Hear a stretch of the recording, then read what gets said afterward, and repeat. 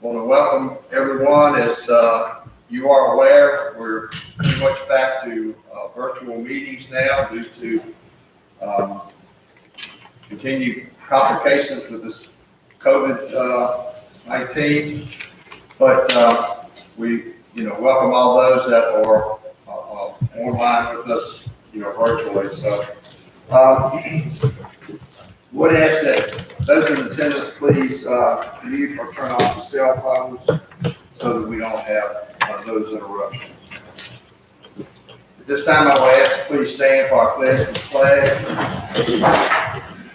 I pledge allegiance to the flag of the United States of America and to the republic for which it stands, one nation, under God, indivisible, with liberty and justice for all.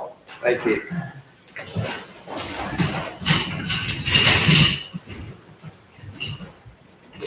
I'm going to have in your package the August 10th minutes of the board. If there are no questions concerning those minutes, the chair will entertain a motion to approve it. I'm going to approve the August 10th, 2020 minutes. And a motion to approve the minutes. All in favor of the motion say aye. Aye. You have your agenda before you. I do not have any additions or deletions to that agenda. Does anyone else have anything they wish to add to the agenda at this time? If not, we need a motion to adopt the agenda as presented. Mr. Chair, so moved. Motion to adopt the agenda as presented. All in favor say aye. Aye. Thank you.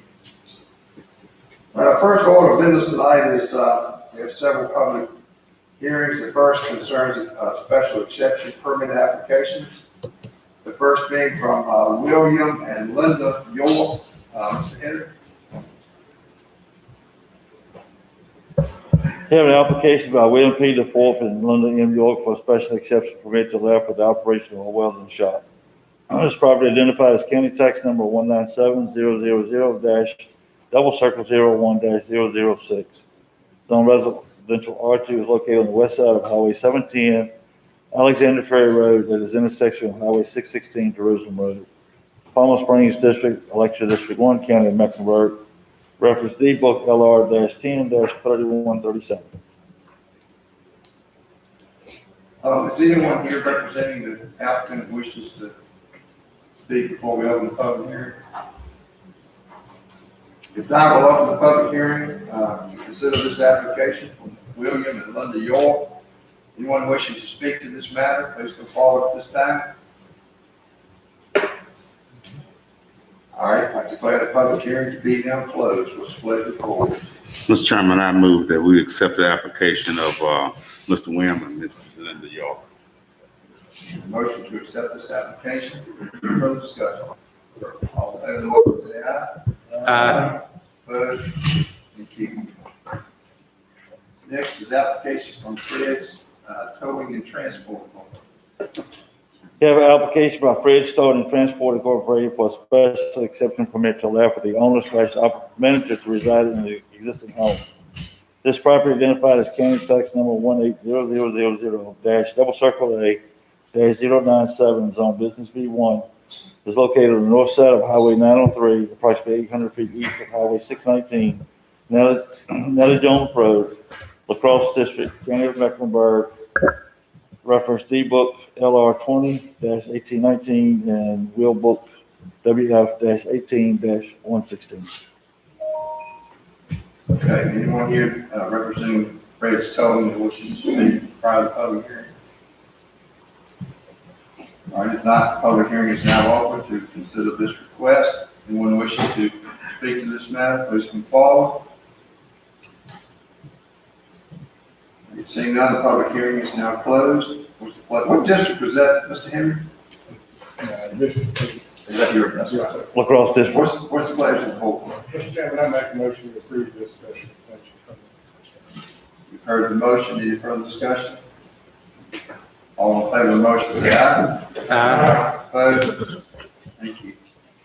Next, Jacob and Shauna King, You have an application by Jacob S. and Shauna D. King for a special exception permit to allow for the operation of a mechanic shop. This property identified as county tax number 02300-01-003. Zone agriculture is located on the west side of Highway 662, Whiteman Road, approximately 0.9 miles north of the intersection of Highway 47, Chase City District, Election District 7, County of Mecklenburg, reference D-Book LR 20-2187 and Wheel Book WF-18-65. Anyone representing the applicant wish to speak prior to public hearing? The ones of the applicant here, we have one person. Okay. Well, is this the applicant? No, sir. All right, well, so that no one from the applicant. All right, public hearing is now open to consider this application, and anyone wishing to speak, please come forward. Go ahead, please. My name's Teresa Flincham, and I live one lot away from where Jacob and Shauna King are going to put up this business. And what I'm concerned about as well is if it's a mechanic shop and he's going to be changing oil and transmission fluid, is there going to be proper disposal of that? And is there a bathroom on the facility? Are you asking me that question? Yes. I don't know the answer to that question. All that was taken up before the planning commission, so we're not really here to respond to those questions. I'm assuming the planning commission considered all of that. Okay. All right, thank you. Yes, ma'am. Anyone else? All right, if not, I declare the public hearing closed. It's pleasure to board. Move to approve the application, Mr. Chairman. All right, we have a motion to approve the application. Any further discussion? All in favor of the motion, say aye. Aye. Opposed? Thank you. And next, we have public hearings concerning a couple of easements. The first one is easement in North Collins subdivision. Mr. Carter, you want These are two, I think Russell's gonna handle this, sir. to- Okay. I just point out to the board, under Virginia law, when a subdivision plat has been approved by the director of planning and recorded, ownership of private roads in the subdivision are transferred automatically to the county. It doesn't carry any responsibility to maintain the road, but you own them. In this case, here are two property owners who own lots in lake subdivisions. You each put utility lines under the road, one for water and one for sewer. One to deliver water to the lot, one to transport sewage away from the lot. Because you own the road, you've got to grant that easement. That's what you're being asked to do. The deed is drafted by the county, provides that the owners, applicants indemnify the county for any loss or damage that occurs to the road. And further, the homeowners association signs the deed to indemnify the county. So it should be, the way we've structured it, should be no risk to the county, but very much needed by these folks to enable them to use their lots. Okay. All right, so at this time, I'm going to open up the public hearing to consider proposed easement in no call subdivision. Anyone wishing to speak to this matter, please come forward. Seeing no one, I declare the public hearing closed. It's a pleasure to the board. Mr. Chairman, I make a motion that we accept the proposed easements for Nocava subdivision. Okay, you've heard the motion. Any further discussion? All in favor of the motion, say aye. Aye. Opposed? Thank you. Next is proposed easement Hinton Mill subdivision. Mr. Carter, It's the same thing this time, it's the sewer line, if I'm not mistaken. I'm sorry. It said it's the same thing as before, this time it's the sewer line, as Mr. Slayton stated. Okay. All right, so, It has been properly advertised, we have received no comments. all right, so this time I will open the public hearing to consider the proposed easement in Hinton Mill subdivision. Anyone wishing to speak to this matter, please come forward at this time. We only want to see in case somebody speaks against it. All right, seeing no one, I declare the public hearing to be closed. What's the pleasure of the board? So moved, Mr. Chairman. Motion to approve the easement. Any further discussion? All in favor of the motion, say aye. Aye. Opposed? Thank you. All right, we have our registrar with us tonight, Jason Cole, is going to bring us up to date on what's going on with the election. Jason, welcome. Hey, thank you. Can I pull this down while I talk? I don't want to break any. Yes, yes. Wonderful.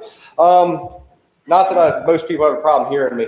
I just figured I'd clear up a few misgivings that have been going around since the election happened. Hopefully y'all all got my letter about the ad that was run in the newspaper. I got no less than 200 calls in one day about that lovely letter. So they did print the retraction, which made me very happy, which kind of indemnified me from any wrongdoing. There have been mailers that are going out. There's even more mailers getting ready to go out, as you would imagine, with this election.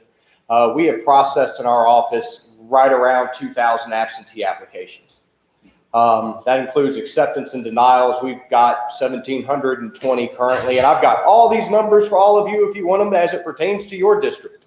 But currently we have 1,720, which eclipses any amount of by-mail voting that we've ever done. In fact, it surpasses the total amount of absentee voting for 2008 election. It is about 90% of the 2012 election, and we're at 80% of what we did in 2016. And we haven't even started in-person voting yet.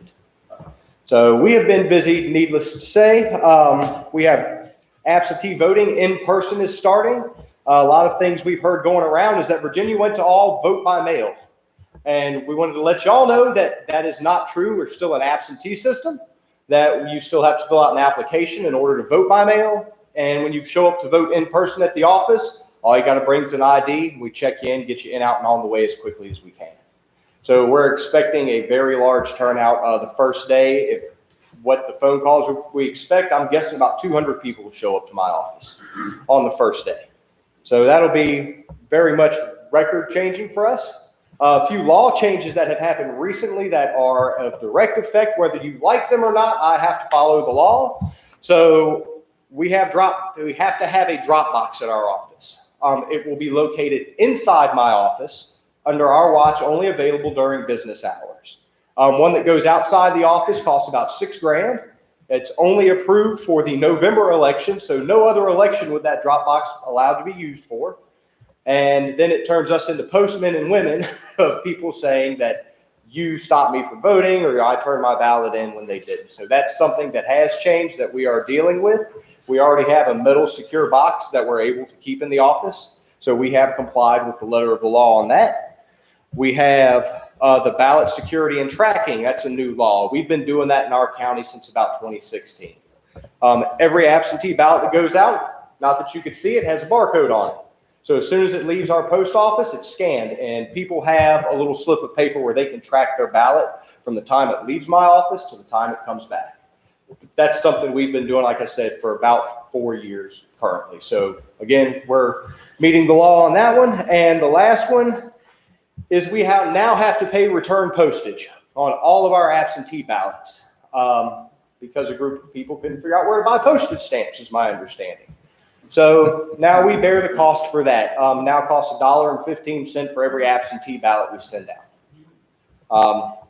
That we still save the county some money because instead of doing a certificate of mailing for an additional $33 to $1.15 per envelope we send out, we're able to self-certify in the office because there are 2 of us working in there, which will save, by the time we're done, probably close to another $2,000. So, and the time for the post office to have to check each one of our envelopes. The last thing we have is ballot curing. So elections are not going to end on election night anymore. So when all the results are up, please don't get mad at me. Call your local representative at the state and talk to them. We now have to wait till Friday at noon before we can conclude any election because we have to wait till then for any absentee ballot to be returned to us that was postmarked on or before election day. and the electoral board will be responsible for counting that, of which I already have a separate voting machine program, so there will be no human involvement in counting the ballot. They will be fed into the machine. I know that was a lot of information very quickly. What day does in-person voting start? It starts Friday, September the 18th. Yes, sir. Is all your, what, 23 precinct staff, captains and all your workers? Currently, yes, we had a large influx of people. This last week, we've had 23 people say that they were interested in becoming officers of election. We just got all the paperwork sent out to them, and I'm waiting for the return. I've only had about 3 or 4 people call in and say so far that they're not able to work. Wayne, have you figured up yet roughly how much more this election is going to cost us than the one in the past? Well, I mean, I would assume we got the same manpower at the precincts and all, and then with the extra postage and all that. The postage will be the biggest change. When a presidential election, we always gear up with a few extra people prepared at every single precinct. Every election in the county, no matter which one it is, costs about $25,000.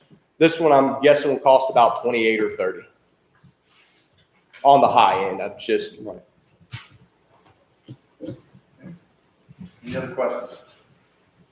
Also, there were questions, we got the CARES Act money for yours. What are you going to be using that for? The CARES Act money for ours, we are planning on getting new poll books with that. The electronic poll books can be quite expensive. Also, we had a part-time person that had to come in and start helping us just because of the astronomical workload that we've had recently. So that's what we're intending on using it for. There's also another grant that I didn't get to talk to Wayne about today. It's a non-matched funding grant through the CTLC, which is the Center for Tech and Civic Life. They don't know how much. They got $250 million to dole out to registrars' offices. So we are just about done applying for that grant. And hopefully we'll use that with poll worker pay or things along that line. Any more questions, Jason? Well, thanks for the We'll be update, doing Jason. in-person voting, we'll be outside also. I hope not. I honestly do. I wasn't going to say it here, but our voting machines cost $8,000 and it's supposed to rain Friday. I don't want to carry my voting machine outside and risk my ballots getting wet, the machine misreading them. So if y'all could see it in your hearts to please open up just my office, I have all the cleaners and everything, I would greatly appreciate it. If not, then you will see a very wet registrar come Friday because people are going to show up and vote, and I'll have my umbrella and be outside, and we will be voting Friday. All right, Jason, thank you very Hey, much. I appreciate it. If y'all need anything, I'm always at the office. Good luck. Thank you. All right, our school superintendent's here to give us an update on the new school.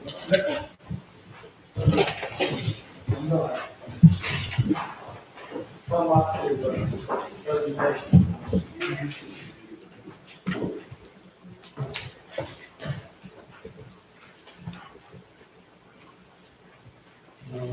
So we are definitely making progress with the new school complex.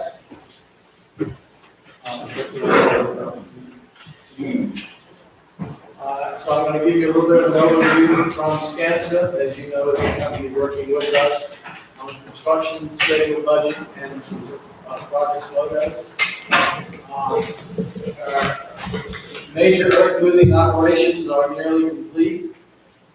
The slab on grade, that means the concrete has been poured in the middle school complex area, the gyms, the high school gyms, kitchen and cafeteria. That's all the part that is at the back end as you're looking beyond from the road back towards the back end of the program.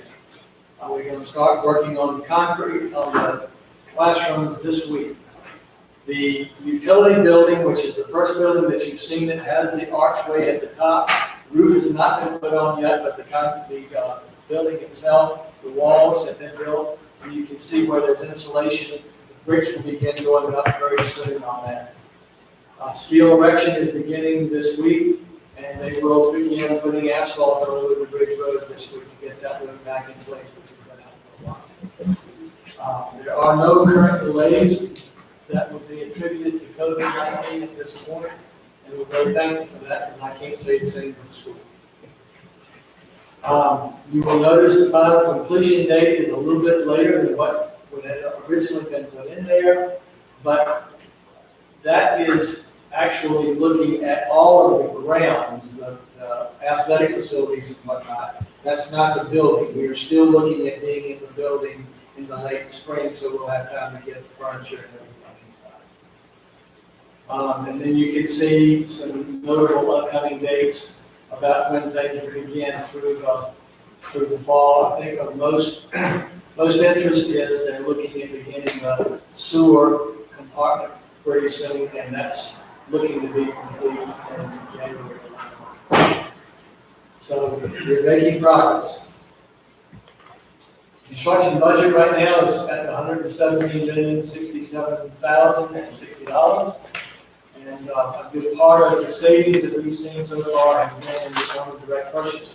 Basically, what that means is that rather than go through the construction agents, they have to pay taxes. We are purchasing the materials directly, and we don't pay taxes. And so that is saving a considerable amount of money, well over $2 million.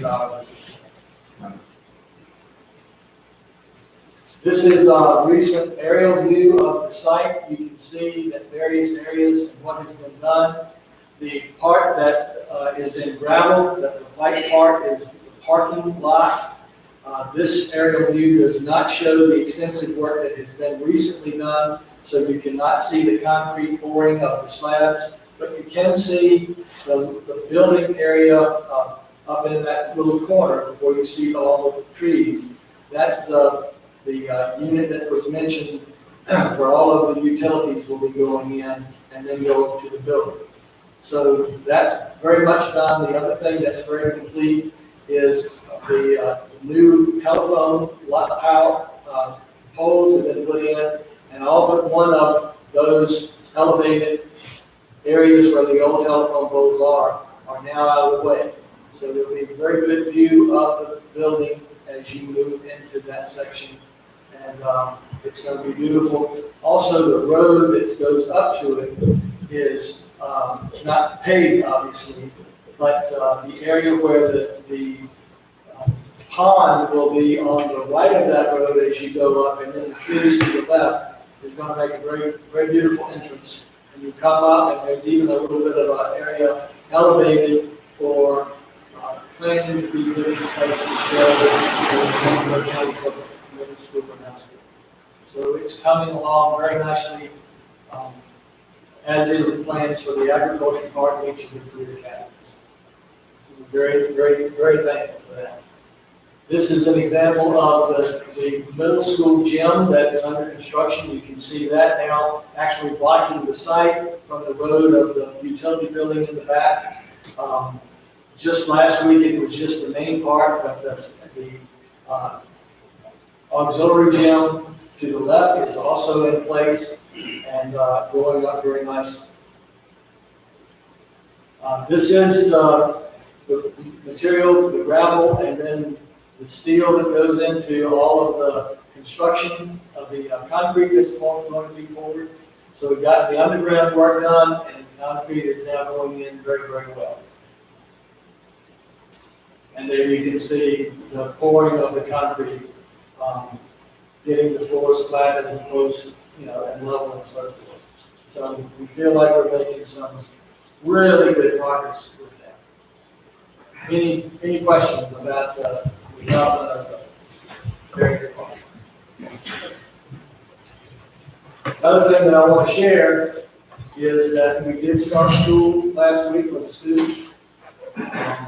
As you know, we had a significant number of parents who chose to go fully virtual because of the COVID situation. It was a higher percent of students on the west end than on the east end, but still a significant population on both sides. Roughly 41% of the students are choosing to go fully virtual. It was our goal to make available face-to-face learning at both elementary and secondary, but the regulations for numbers of students on the buses that ordinarily held 63 students can now only hold 21. because of the social distancing that is required, and that is with masks. It would have been 12 per bus without masks. So we've had to, in order to be able to get the students to the elementary level, we've had to shift some busing pretty significantly to be able to carry the students. And that put us in a position, along with the fact that on the east end, we had more students coming into the classroom that would have prohibited us from being able to keep them 6 feet apart. So those two areas are putting a damper on being able to have the students at the secondary level right now come in face to face. We have had to watch the levels of students available to come into a building is based on the number of current COVID cases in the county. And they rate those green, meaning there are no current cases, yellow, which is a very low percent and safe by CDC guidelines, orange, which is elevated, and we have to be cautious about the use of masks, the use of many other components to screen children coming in. And then red, which basically is saying, as we were under level 1 with the state, that we should not be in a position of having students come and being in school. Through the summer, our county, and I know that John's been keeping us up to date on that, our county has been in what is considered a yellow area through most of the summer. We drew closer to the end of August, and the numbers began elevating. In fact, we had a short period of time with some of the population in our prison that we were in the red. We went back into the orange. We planned on getting all of our materials for distance education out to the students that were not coming in face to face. We did that, but we held on to, particularly for the elementary students, which we feel are the ones that most need to be interacting with the teachers. We are planning on having even first and second graders able to do the distance learning if required, if it goes into the red. But at the time that class went into the red was last Sunday evening, which is the night, 2 nights before we started on the Tuesday morning. And I could not have them not go to school with them. If you want to set them in, so I didn't heard rumors as of Thursday of last week, we were still in the red. We were still doing the training with the students. We had to be able to take care of that part. But I let the principals know that if we were still in the red at the beginning of this week, by Wednesday we would need to be able to go to all virtual. Well, Sunday of this week, we went back into the orange, and today we're in the orange, and by looking at the numbers that John's giving us, we feel like for a significant amount of time now, we should be able to remain in the orange. But we have to keep in mind, and I put this out from the beginning, we may have to pivot, and that's what we're trying to get all students ready to do. As far as the distance education options are concerned, using the CARES Act money that we've been given, we have purchased, and based on the numbers of parents who indicated that they needed a device, we had 375 parents indicating that they needed some support with a device. These are hotspots that carry unlimited data, but it's not unlimited streaming data. It's unlimited data. So we purchased based on what we needed. We purchased 450. All of a sudden, the day school started, we needed an additional well over 200. So we ordered more to take care of what the demand currently is. They should be coming in very soon. And we're very thankful because hopefully, as the county is working with us with some of the CARES money we have, we'll be able to get more available options for uploading, downloading, and getting in and out into the community for more places to have access for remote learning to be taking place.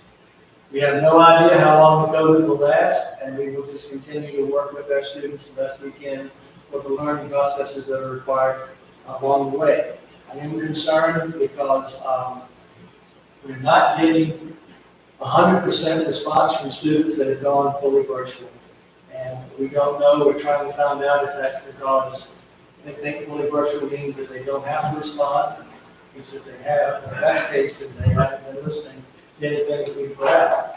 But we are a little concerned about that piece and what impact it might have on our average daily membership, which is where our revenues come in. So we will keep you updated on it. Any questions? Yes, sir, one concerning ISIS. Has any of the parents had problems with using that device, getting online records on? With that little corner notebook? Well, of course, when you order a bulk of anything, there's a good chance that some of them won't work properly. We won't know.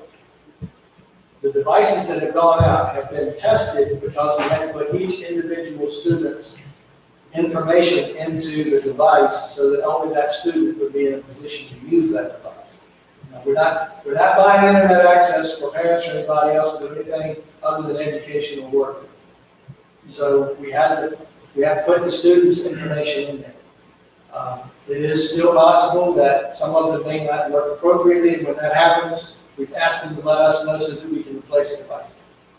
We also know that even with the hotspot, there are areas of our county that a cell phone signal is not going to reach. And hotspots aren't going to do you any good if you can't get a cell phone signal. So we're asking if that's the case, if they try that, if they bring the hotspot back, and then they'll have to be in a position to move to an area like where the new cows might be going in or whatnot, to be able to upload and download the information that we When you mentioned approximately 200 devices will be coming in. So what are those parents doing while they wait for those devices? need. They should, hopefully, will be coming in very soon. We're going to let them know as soon as we get the new devices. Thank Now, you. also keep in mind, this is happening at schools all over the country. Yeah. And so there's a backup. It's just like trying to buy wood for materials right now to build a house. There's a backup on where it is. Actually, Verizon is offering this option to us at an incredible price, but, you can't get the materials, you can't get the materials. We ordered based on the numbers that said they needed one. Now we're finding more people saying they need them, and so we're trying to look for them. Any other questions? Okay, sir, thank you very much. Thank you. Good luck the rest of the year. Pass out to.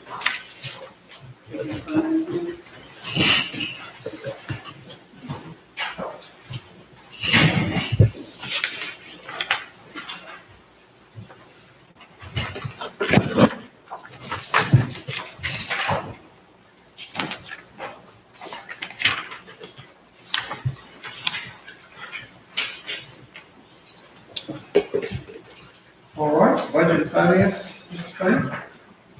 So each person have the budget finance committee sheet. Before I have to deal with the budget finance met on Monday, February 14, 2020, 5:30 p.m. The board of supervisors meeting room.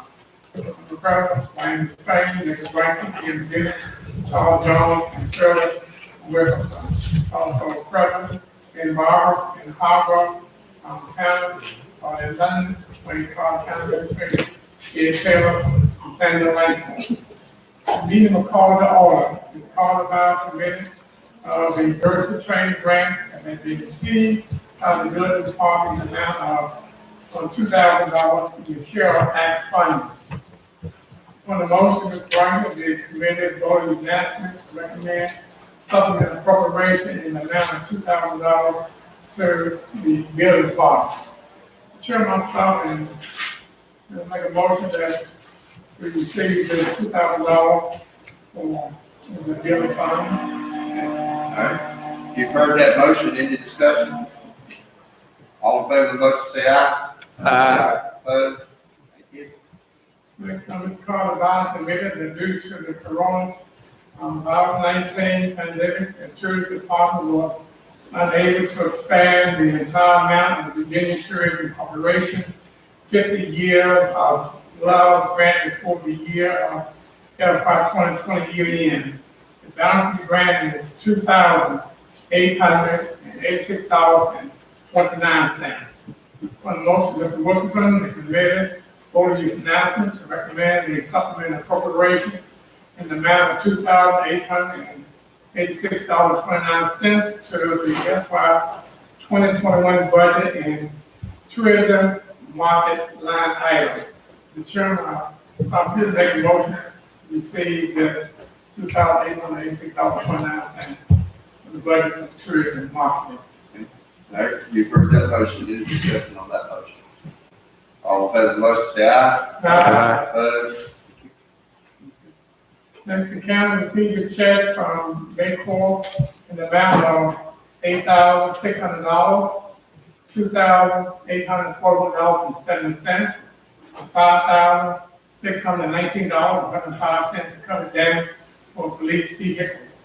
From the motion, Mr. Jones, the committee voted unanimously to recommend the supplemental appropriation in the amount of $17,761.45 to sheriff office replace auto line item. The chairman, make a motion that we receive this $17,000 for sheriff's department. Okay, all right, you've heard that motion, any discussion? All in favor of the motion, say aye. Opposed? Thank you.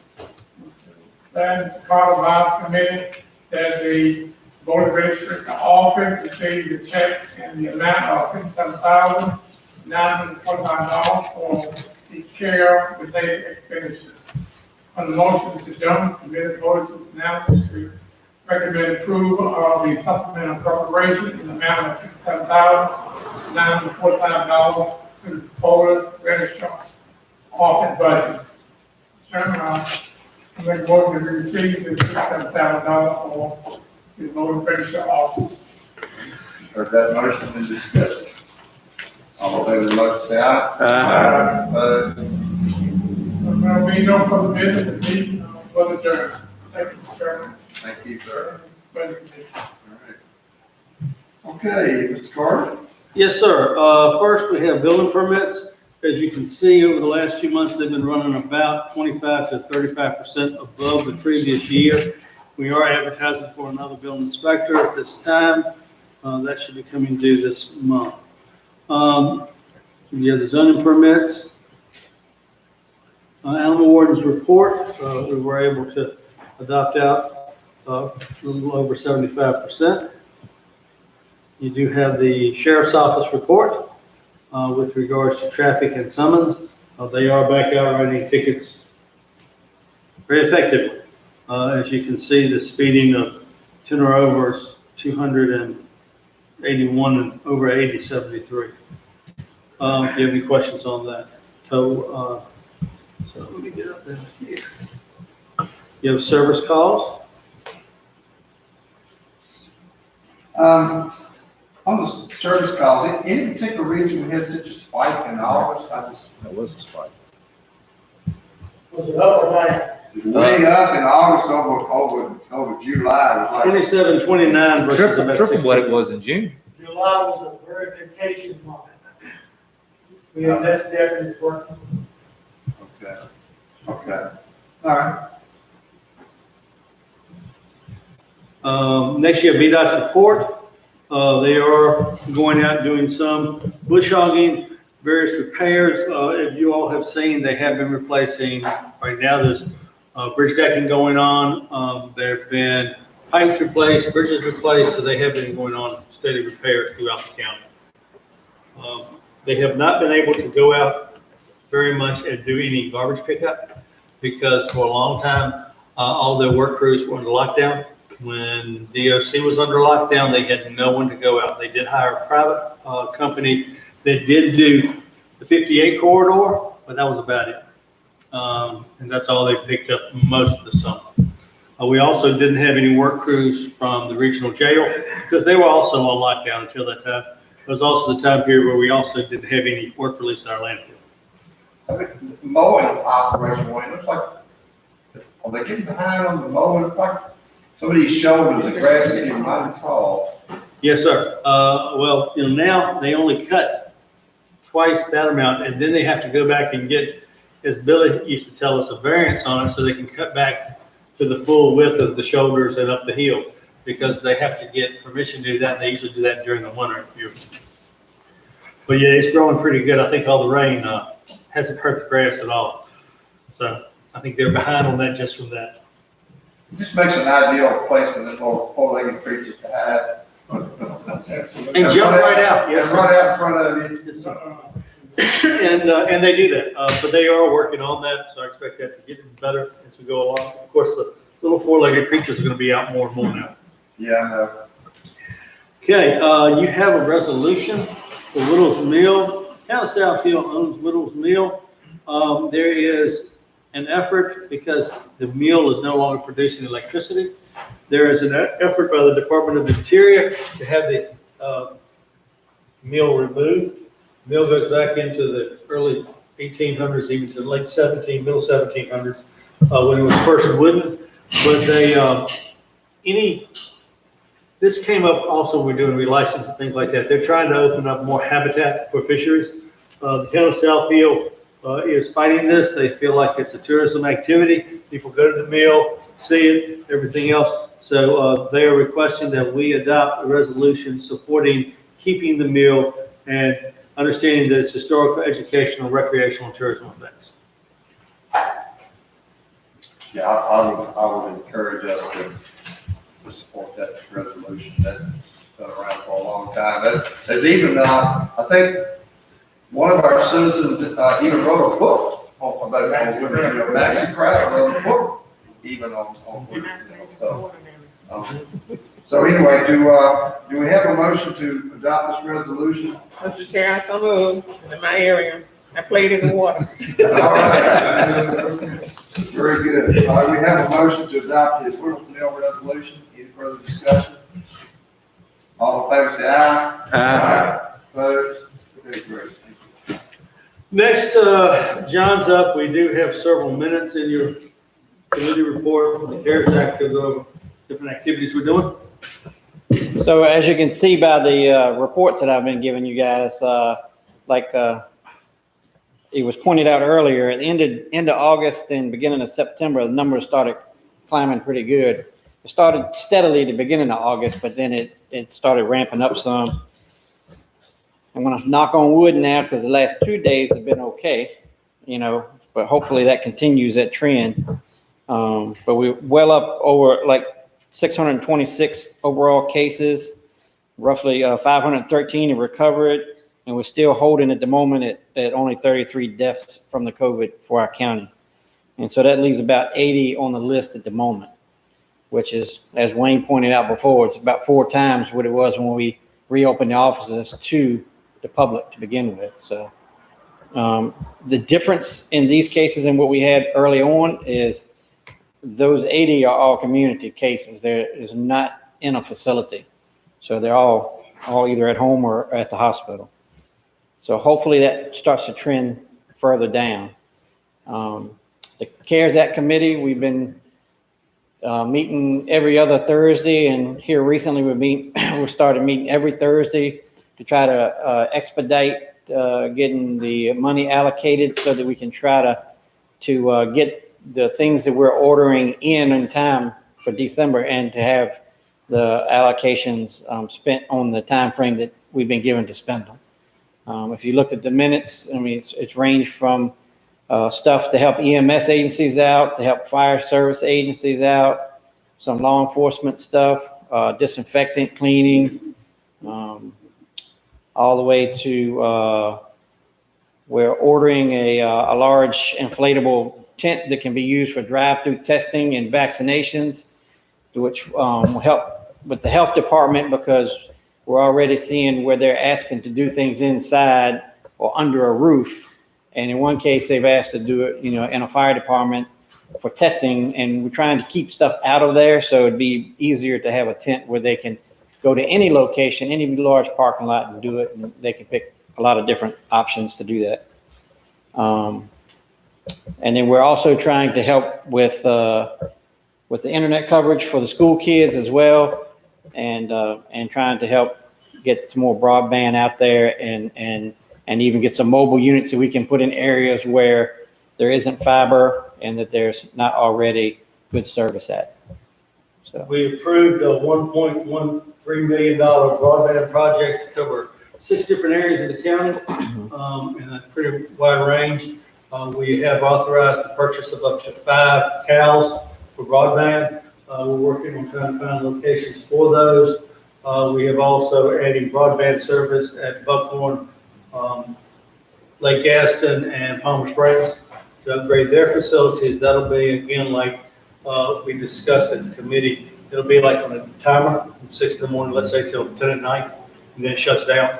So they don't have people just parking in the parking lots. We're also looking at, in discussions with Mecklenburg Electric, with regards to other hotspots. If we find churches, stores, et cetera, where they have fiber, they will put them in. They stated, no cost, is that correct on those? I believe that's what they're pushing for, yeah. Just for the schools, we're trying to get as much as we can to help Paul's initiative with regards to virtual learning. There are areas that do not have fiber there at right now. So that's a real issue when you get down, like in Nelson area. That'd be a great place for it at the store there. But like the co-op said, they don't have any fiber in that area at all. So we are looking, trying to get it in places we can have fiber at, or they have something close, or they can broadcast the signal to.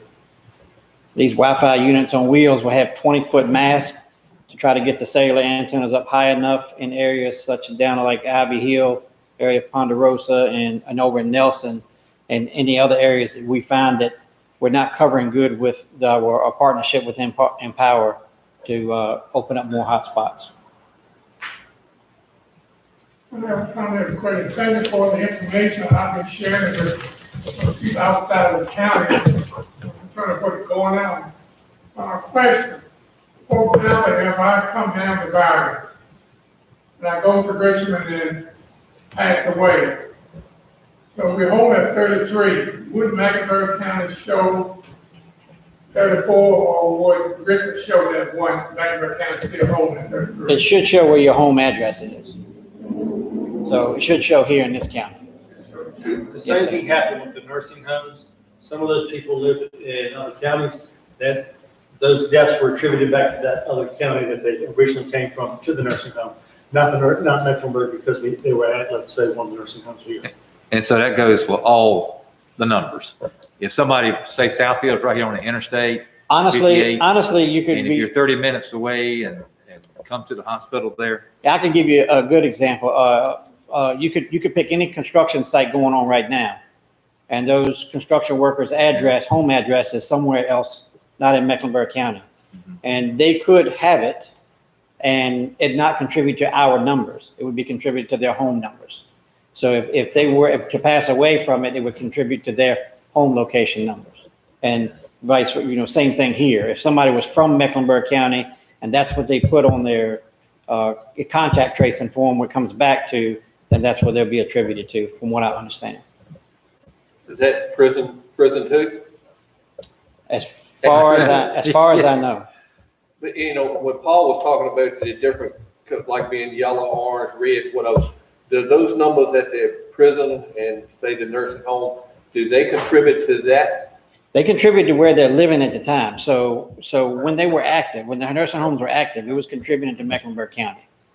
So, like a big outbreak at the prison. The outbreak at the prison. With our kids. The outbreak at the prison was contributing here. And we're keeping track of their numbers for here. But now, if a person were to pass away and they were from somewhere else, I believe that would be attributed to where they came from. Yes, sir. I understand is the prison, because they are housed there, that is their residence. Right. That's what goes down on prisons. But it's saying if we got a big outbreak there at the prison though, and it's affecting where what Paul can do with our kids at school. It's nothing we can do to appeal that to the state or something that should have an effect on our kids. You would think that they would be able to do that, but I don't know the answer to that question. All I can tell you is, like what Paul said, when the prison numbers dropped off, we're back in the orange now. And that's happened throughout the state. Right. And I understand it's really sad.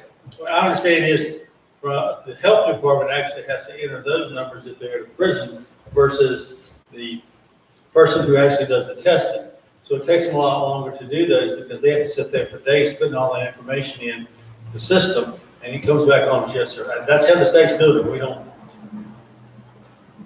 How the hell? And there was confusion with the nursing home stuff before because, it was, the people were living in the nursing home here and that's where they were at physically. And some of their home addresses got put down. And then when they figured out they weren't there, then they brought those numbers back to us. And vice versa. And vice versa. We had some that were here, they should have been in Halifax. They went back to 8 years. In the beginning, it was a real learning curve. So. Okay. Want to thank John for all the work that goes with the committee. Also, the CARES Committee. You have 2 representatives on it here from the board. We are working towards several other big projects, and then we'll probably see how much money we have left with regards to the funds. We have notified the towns that they did get second rounds, and towns have been moving forward with their expenditures. Next, John's still up because we have the hazardous mitigation plan. You want to go with that, John? So I think it's every 5 years we have to redo our hazard mitigation plan. It happened right as I was coming in the door to take this job, and then the Planning District Commission usually writes the hazard mitigation plan for the 3 counties, so Brunswick, Mecklenburg, and Halifax. And somehow some grants got slowed up in what they used to write these grants, and so we've been out for about 1.5 years or 2 years of our hazard mitigation plan. And so we've been meeting steadily over the past year to work on getting that after they got their grant approval to write it. And it has been approved by FEMA. The state and FEMA have reviewed it and approved it. And now it's up to you guys to adopt it. It's 400 and some pages, and it covers things such as, in this case, the hazard mitigation grant that we got for the generators for the 3 fire departments and the EMS facility. And that's a byproduct of that, because we wrote in there that one of the mitigation things that we need to do is to provide backup power for critical infrastructure in our county. And so that was what that was, a critical infrastructure grant. An example, in Halifax, they're working to try to abate properties that always get flooded, which is a huge project. But so it's up to you guys to pass the resolution to adopt that, and then we'll be back in good standings. And actually, I can't finish that grant program until you do, so we won't get paid. Okay. Anybody have questions on that? We need a motion then to adopt the hazard mitigation plan. Mr. Chairman, I move that we adopt the hazard mitigation plan.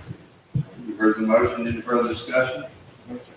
All in favor, say aye. Opposed? Thank you. I will say that this past go around, this hazard mitigation plan was commented that we've had the most towns and counties participation. So this plan went through really good, and with the state and with the FEMA. So. Thank you, John. Okay, you have 3 sets of CARES Act meetings. If you read through those, I think they cover fairly well what all has been approved by the committee. I guess Mr. Hargrove or Mr. Tanner have any comments about that? No, like I said, the biggest thing is we've been working through a lot of different things with fire departments, the EMS agencies, police, like I said, broadband, everything, especially the towns too.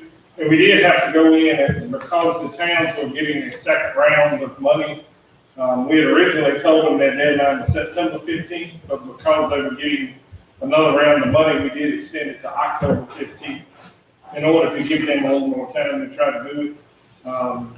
But other than that, like I said, we're just taking the town's request as they come, and normally John has been good about vetting most of the requests that come through and having it all in line for us. So John's done an excellent job. Also, we did some reiteration that this money is strictly for COVID, Absolutely. and it's not just free money because it's being given. It has to be used for COVID-related instances and investments and purchases. Say one thing. I want to point out that we have been doing right many projects as well with TINA from tourism and economic development to help out some of the businesses and the tourism. I apologize. Look at it. And Tina just did last week, the $100,000 gift card program. It was a huge success. They sold out in the Clarksville district. They sold out in South Hill district. I think they still had a little bit left towards the end of the week at Chase City, but people were actually going back and getting stuff there too. So they were broken up by regions.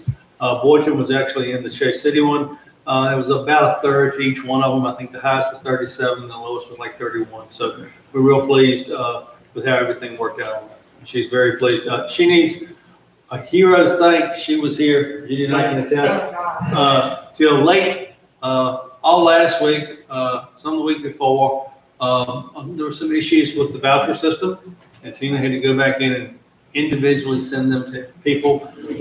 She did a great job, and if you see her. Yeah, all weekend, all day Labor Day, every night to 9, 10 o'clock. Yeah, if you see her. When I came up here, she was here. When I left, she was here. It was just, she really worked hard. Well, pass on our appreciation. Yeah, you do. Yeah. That's all, sir. Okay, all right, thank you. All right, we've got an opening on the Lake Country Area Agency on Aging. Ms. Mona White, her term ends October 30th. What term is that? How long is that? It's a 3-year term, and I think they can only serve 2 in a row. Okay. So she has to come off at this point. Okay. Her name. So I did talk to Ms. Grant Allison, and on her 9-hour board is on one man. She thanked me for what it's all about, and homes in my district, and Chase City, Clarksville have been underserved. So the nicest someone would come from one of those areas to fill that position. So I thought I was going to Grand Chase City, look at y'all like Chase Clarksville. I'll The go. most qualified person, they meet on for 4 times a year, Right. at 11 a.m. Kind of more for a advisory on committee. Okay. Okay, yeah, that would be good if you all come up with someone new, hopefully about there. This is a county. Yeah. Okay. All right, very good. You also had in your packet the consent calendar.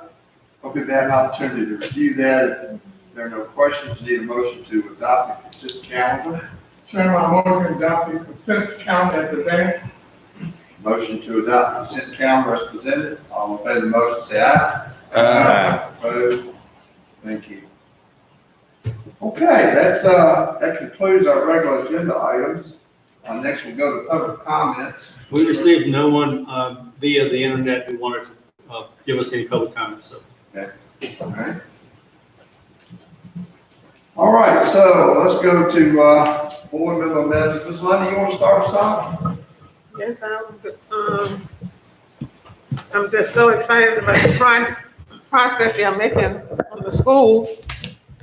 And be glad when we can go by to see them in person without have to be taking a test and all that kind of stuff, you know, just walk on by and look at it.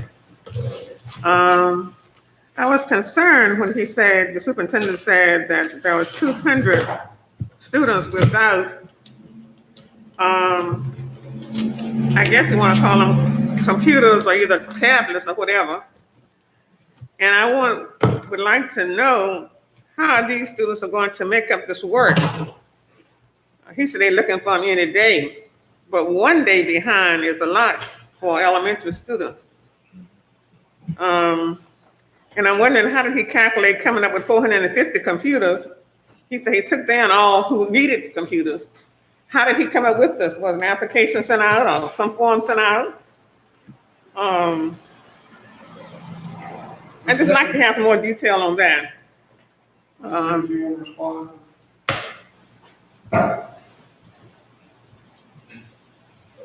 Yes, ma'am. The numbers that were ordered we have the laptops for all students, first grade through 12th grade.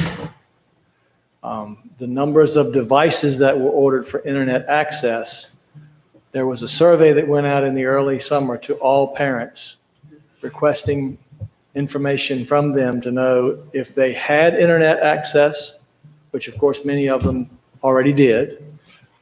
If they lived in an area where they had a cell phone signal so that they could get it, or if they did not, so we could know how to plan. We had approximately 375 responses to that survey that said they would need some type of internet access device because they didn't already have it, and they did live in an area that a cell phone would pick up. We ordered, anticipating there would be persons who may not have gotten the information or understood it correctly. We ordered 450 to take care of the 375. And then when the first day of school started, I have an idea that maybe some people thought, oh, well, if the school's going to provide internet access for us, we don't need to do it ourselves. I don't know, but we had an additional 200 requests, and we don't have any way of surveying them to specifics. What do you have or not have? And so we had to order extra. But now, secondly, how are these students supposed to make up this work? Well, of course, there is the option again that they would be able to take their laptops to a place where they can upload and download. There's Wi-Fi access at each of our schools. There's Wi-Fi access in the community at the libraries and other places. We're very pleased as the county is looking at the use of your COVID funds. They will be making more places available. And so the opportunity for them having the hotspot would give some the option of not having to actually move outside of their home to be able to upload or download. But there are some people that are going to have to do that. That work. That's the question. Right. I'm sorry? They will be able to make Yes, they will be able to. Work. Yes, ma'am. Okay. Okay, another question. I thought you said she was standing there. How do these students go to lunch? All students are available for free or reduced pricing. I know that I saw in the paper. How do they proceed to lunch from classrooms? They had two options. Of course, the students that are in school face-to-face get their lunch every day. And on Thursdays, Fridays are virtual for even those students. On Thursdays, they get their breakfast and lunch the next day when they leave in the afternoon. All of the others have the option of signing up to either go to a number of locations to get their lunches in the afternoon on Monday afternoon, or sign up for the buses. Buses will be taking school lunches out into the community and taking them to the drop-off locations. So they'll be going out. We couldn't do that in the spring, but we've been able to get equipment now so that the buses will be taking lunches out. So at no time they are in the cafeteria? Nobody will be eating. No. I was wondering about the social distancing. Yeah, nobody. Okay, No. okay, all right. Thank you. And they're frozen. It's a week's worth of meals that they get. They're frozen and they meet all the guidelines, nutritional guidelines. At the last minute, there are two different school lunch programs. Before September the 8th, a student would have to identify that they were or a parent would have to identify that for each child for one meal. But now, just last week, the federal government turned back around like we did last spring and said that any child, we want to have nutritious lunches so they can sign up to get lunches. Thank you. Okay. Thank you. Thank you. Those are my concerns. Thank you. Thank you. Mr. Franklin? Well, I ain't got a lot, but I just want to thank Paul and him for him and his staff and all for reaching out and doing what they can on their end. I think they're doing a tremendous job of trying to reach out. I think it still comes down at the end of the day, on the other end where the kids are and stuff, you got to have some initiative to reach out for this stuff. You can't wait for somebody to put it in your hands and everything. You got to make an initiative. And my understanding, they have reached out to pretty much all the kids and stuff. But you got to have some initiative on the other end. And I think as citizens, we know where the kids are, and we need to kind of help push them to make sure they're getting there and making the initiative to get their education on. Because, you got to get an education, you got to want an education. And that's all I got to say. And I thank you, Paul. If I might address that. In the spring, when the schools were shut down, we were under orders by the Office of Civil Rights that there would be no new material presented after the date of shutdown, no testing of students and things of that nature. So it was very difficult to motivate students if they're not going to be tested on what they're being asked to do. That's entirely different this year. We are actually having to assess what students should have learned back in the spring to determine if they did or if they didn't, or if they learned it and forgot it over the long period of time, longer than the typical summer, and work with them to make sure they pick it up. Material is passed out and graded, and there are requirements for daily attendance, and students and parents are held responsible for attendance, even if they're virtual learners. So it's quite a bit different at this point than it was in the spring, and we are doing everything we can to get that information out to parents that have selected fully virtual, to let them know there is significant responsibility on your part, or students can fail and they can not meet the expectations to graduate. So there is a lot more of a responsibility there than there has been in the past. Anything else? No. Mr. Tanner? Thank you, Mr. Chairman. One of the things that I wanted to make sure tonight is that we recognize all our first responders, with last week being the anniversary of 9/11. I don't think we can ever thank our police and our fire and our rescue enough for the jobs they do every day. Because as we all know from the fire and EMS side, it's getting harder and harder to get volunteers, whether it's, from any civic group and anything else. And that's something that Wayne and Mr. Hargrove and I have had discussions about, because it's going to be an issue that the county is going to have to discuss and face at some point. That, we're going to have to figure out a way to help these organizations even more. Also, thank Mr. Nichols and the school system. I'm not sure education will ever be the same again, because everybody's spoken about now that everything is virtual. How many kids may want to continue virtual if they do well at it? Also, thank Tina again. I did forget to mention her when we were talking about all of the CAS stuff. And also Wayne and Judy and everybody for keeping us straight in Sandra Langston. I know she comes to every meeting to make sure that we're spending this money correctly. And she can account for it, so we want to thank her too. And that's really all I have. Well, I'd just like to go back to Mr. Nichols. I know firsthand what's going on and the contact that I have received from the school system with my child Aiden.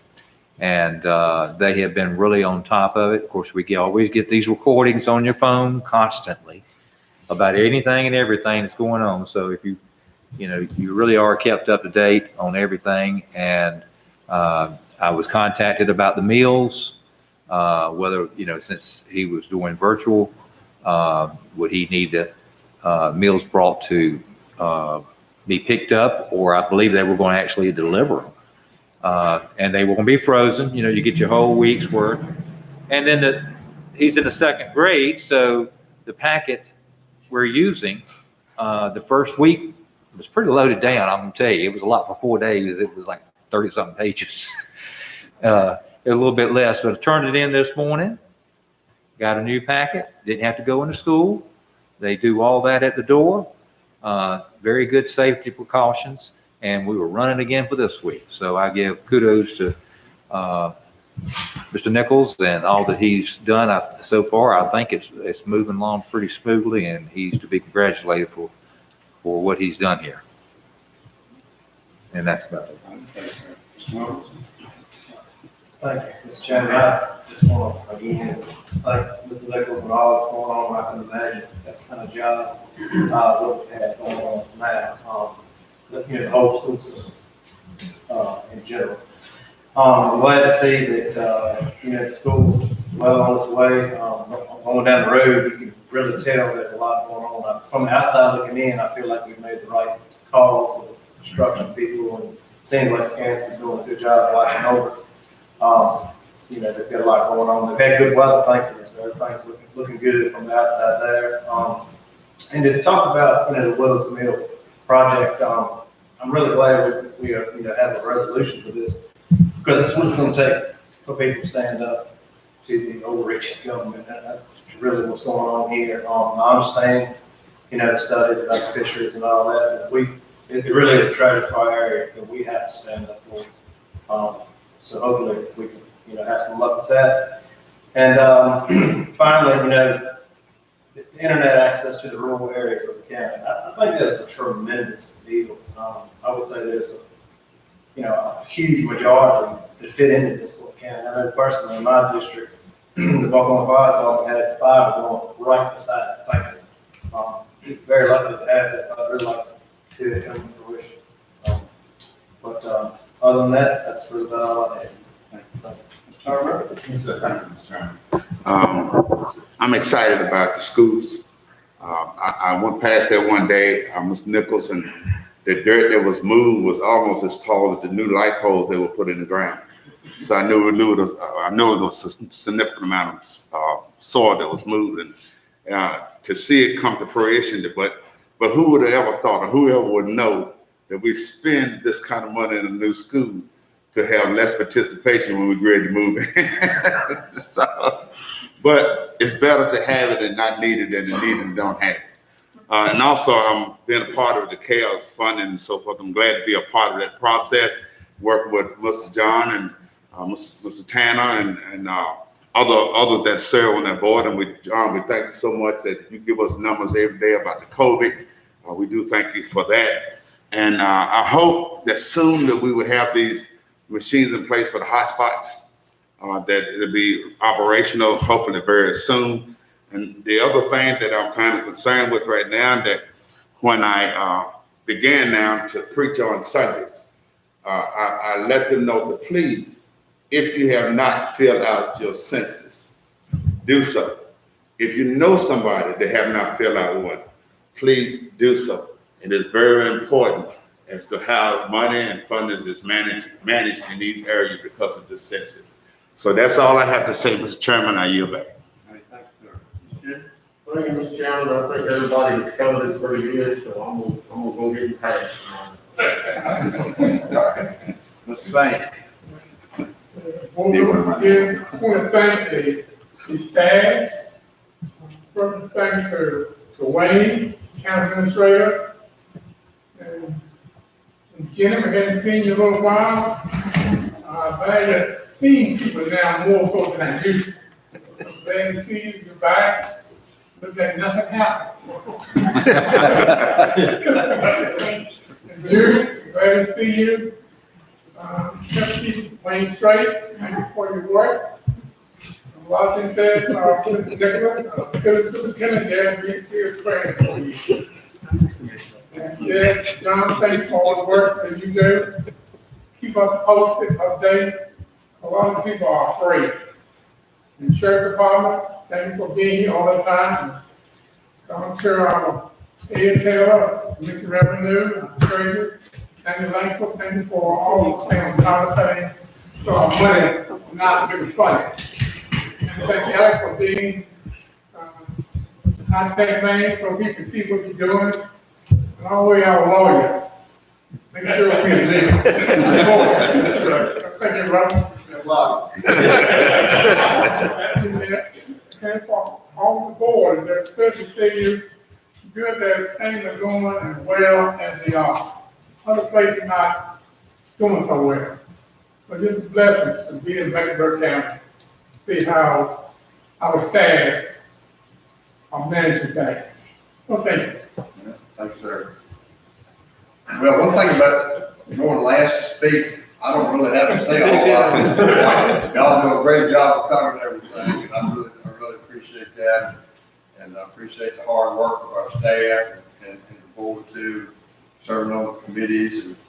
And it's a tough time right now in our schools. tough time to be a parent and have a child in school right now. I can't imagine. But, you know, bless you all. Hopefully we'll get through this thing before too long. I do have one major announcement, and that is I've decided to modify our dress code for our meetings, and from tonight forward, it will be business casual all year round. And so that's an executive decision. Yes.